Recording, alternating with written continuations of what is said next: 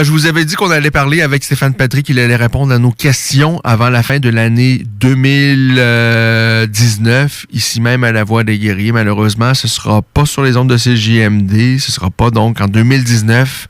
On espère que ce sera en 2020 ou peut-être dans une édition spéciale de La Voix des Guerriers. On va vous tenir informé sur la page Facebook de La Voix des Guerriers. Le président de TKO avait dit que oui, il allait répondre à nos questions d'ici la fin de l'année, mais là, bon, ça semble être impossible pour lui présentement. La situation avec TKO reste très, très nébuleuse. On ne sait pas trop ce qui se passe. Manifestement, il y a des difficultés financières avec TKO. La semaine passée, Julien Leblanc nous a appris ce qu'on attendait. Les rumeurs courent depuis déjà quand même passablement de temps, que les gens qui s'étaient procurés des billets pour le dernier événement n'avaient pas été remboursés. Les acheteurs de billets de Julien Leblanc, en tous les cas, eux, n'ont pas été remboursés. En tous les cas, c'était pas le cas lorsqu'on lui a parlé la semaine dernière. Ça, c'est inacceptable. Et on ne sait pas trop ce qui se passe présentement avec TKO. On espère que l'organisation, dans un premier temps, va devoir rembourser tous les acheteurs de billets. Je pense que ça doit être fait. Je pense que Stéphane Patry, à qui on a parlé à de nombreuses reprises dans les 2-3 dernières années, avec le plus grand des plaisirs, là, vraiment. À chaque fois, c'est vraiment... on a beaucoup apprécié ça. Ces longues discussions-là, de savoir qu'est-ce qui se passait avec TKO, qui nous a donné vraiment de superbes événements. Ceci étant dit, cette transparence-là, lorsque tout allait bien, c'était agréable et apprécié. On a vraiment apprécié cela. Mais là, ça va pas bien et on apprécierait également autant de transparence et que le président de TKO réponde à nos questions également lorsque ça va mal. Pas seulement lorsque tout va bien. Lorsque Ben Askren s'est fait démolir face à Jorge Masvidal, le surlendemain, il était en entrevue avec Ariel Helwani et pour moi, il a gagné mon respect à jamais parce que Ben Askren, oui, c'était un grand parleur avant ses combats.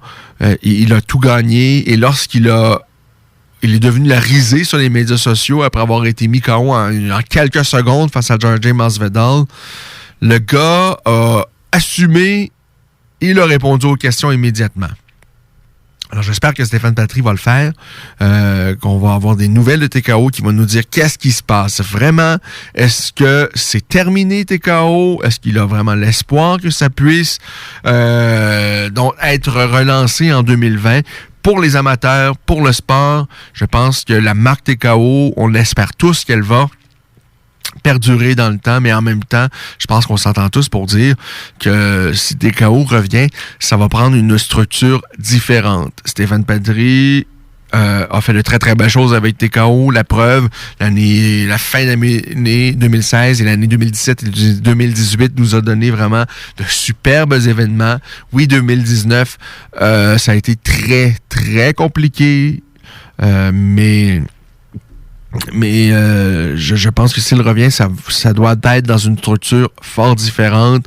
Il y a eu visiblement de mauvaises décisions qui ont été prises par le président de TKO, qui a fait de très belles choses. Ça, c'est indéniable. Mais là, à la lumière de ce qu'on voit présentement, il y a eu de très mauvaises décisions qui ont été prises. De très, très mauvaises. On n'est pas en mesure de rembourser les gens qui se sont achetés des billets et l'événement a été annulé. On s'entend. Ça, c'est inacceptable. Et ce qui est encore plus regrettable, c'est qu'on a très, très peu de nouvelles. J'ai eu quelques discussions, surtout dans les dernières semaines, avec Stéphane Patry. Et c'est là, en fait, qu'il nous avait dit que oui, il allait répondre à nos questions d'ici la fin de l'année. Là, bon, manifestement, c'est pas le cas aujourd'hui, il ne pouvait pas. On espère qu'on va pouvoir lui poser toutes les questions, toutes vos questions, toutes nos questions. Si c'est pas, donc, on espère que ça va être fait le plus rapidement possible, mais cette marque de TKO-là, cette visibilité qu'on a offert aux combattants, dont on récolte les fruits là, présentement. Charles Jourdain, Marc-André Barriault et Cyril Gane qui ont combattu aujourd'hui, pas plus tard qu'aujourd'hui, lors de l'UFC qui s'est déroulé à Busan. Ce sont 3 champions sortants de TKO. Alors, mais encore une fois, si TKO revient, ça doit être dans une structure différente. Je sais pas, je pense que Stéphane Patry, les choses ont tellement bien commencé lorsqu'ils sont revenus avec TKO à fin d'année 2016.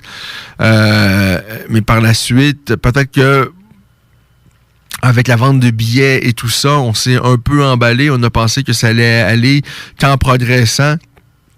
Et il y a eu des dépenses qui n'auraient pas dû être faites. Là, il y a eu pas un progressement. Ça a été plus difficile en 2019. Et on a vu à quel point c'est fragile. Hein? C'est difficile, la vie de promoteur également. C'est pas facile d'avoir du succès. On l'a vu avec plusieurs organisations d'arts martiaux mixtes qui ont tenté le coup au fil des années, que ce soit Hybride, la LAMQ, des gens et d'autres organisations, du SLAM notamment, qui est en collaboration avec Interbot, si ma mémoire est bonne, et d'autres organisations dont j'oublie le nom, des gens qui avaient de bonnes intentions et malheureusement, ça n'a pas marché. Et là, bon, pour ce qui est de TKO, l'avenir est plus qu'incertain et la situation actuelle, elle est nébuleuse. On ne sait pas ce qui se passe, on ne sait pas s'il se passe quelque chose. Mais bon, pour les combattants, pour les amateurs, on souhaite que TKO puisse rebondir en 2020. Mais encore une fois, ça va prendre une structure différente. Il va falloir que les gens qui ont acheté les billets, qui ont vu le dernier événement annulé, soient remboursés. Ça, c'est impératif. Mais il y a tellement de talent qu'on a découvert, notamment grâce à TKO. Il y a tellement de talent actuellement au Québec. On a tellement de bons entraîneurs. Je pense que ça prend une organisation, ça en prend 2, même avec New Era. On souhaite exactement la même chose à New Era, que New Era puisse présenter des événements en 2020, puisse présenter des événements d'arts martiaux mixtes. D'ailleurs, Yann Pellerin me disait là le plan, c'est de présenter des événements exclusifs en arts martiaux mixtes également en 2020 et également des événements dans lesquels il va y avoir la boxe et des arts martiaux mixtes, comme ils l'ont fait lors de leurs 2 premiers événements. Alors, on espère qu'il y ait 2 organisations qui présentent des événements d'arts martiaux mixtes en 2020 au Québec. Je pense que ce serait vraiment la meilleure des situations possibles. Mais là, pour l'instant, on est un peu dans le doute. Avec TKO, on ne sait pas trop ce qui se passe. Alors ça conclut un peu l'année d'une drôle de façon parce que TKO, ça a été une année de misère et là, on est vraiment là dans l'inconnu et dans l'incertain et on n'a pas... On n'a aucune idée de ce qui va advenir donc de TKO. Du côté de New Era, on souhaite qu'ils puissent obtenir leur licence et qu'ils puissent présenter des événements. Mais encore là, ça semble pas être fait présentement. Mais on souhaite tous qu'on puisse avoir droit donc à du New Era, à du TKO. Ou sinon, peut-être qu'une autre organisation se lance dans ce monde-là, quelqu'un avec les reins solides, avec une bonne structure financière, quelqu'un qui... je pense que l'un des problèmes avec TKO, c'est...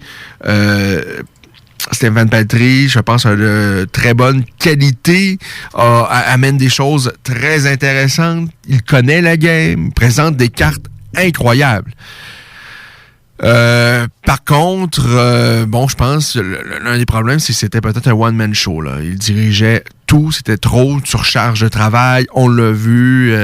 Je pense qu'on a devant nous quelqu'un peut-être qui est complètement épuisé. Quelqu'un qui a pris de mauvaises décisions, financièrement parlant. Et quoique, on ne sait pas trop ce qui se passe avec TKO. Et ça, c'est le problème. Et malheureusement, on ne répond pas à nos questions présentement. Alors, c'est comme ça que se termine l'année. Avec... on est vraiment dans... On ne sait pas trop ce qui va se passer sur la scène des arts martiaux mixtes au Québec. Mais parallèlement à ça, on a eu droit au véritable envol de Charles Jourdain au sein de l'UFC aujourd'hui suite à cette superbe victoire face à Doo Ho Choi. Et on a vu un autre produit de TKO, Cyril Gane, conserver sa fiche parfaite au sein de l'UFC avec cette 3e victoire. Alors, on a des sentiments un peu, des émotions très, très partagées en ce moment. Là-dessus, je vous souhaite de passer de superbes fêtes, de passer du temps avec ceux que vous aimez,